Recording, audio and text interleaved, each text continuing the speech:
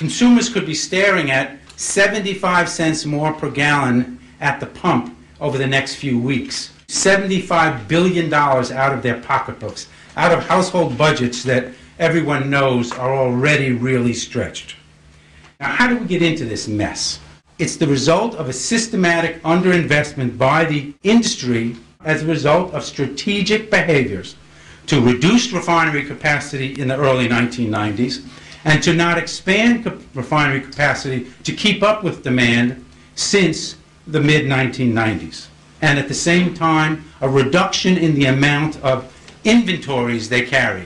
They like to say it's just-in-time delivery. I like to say it's never there when you really need it. How do they get away with this in a capitalist economy? Massive merger wave that cut the number of major refiners in less than half. When things get tight, they just put the price up.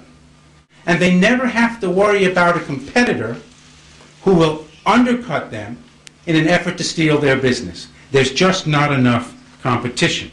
Can't the consumer catch a break? After 7 years of this abuse of consumers, of this spiral, we find ourselves in a different situation. High prices and looming economic recession have finally cut demand. Not only did it stop growing, but actually in the last few weeks and a month or so, it's actually declined. High gasoline prices, low ethanol prices, and public policy have dramatically expanded the use of ethanol as a blending agent, an economic blending agent to extend gasoline, not just meet the Clean Air Act.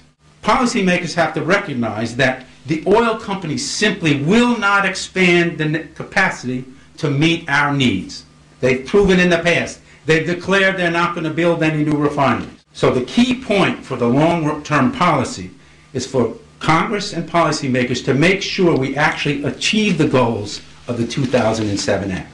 We have to make sure that the ethanol industry expands its production, shifts to cellulosic, and that ethanol gets into gasoline tanks.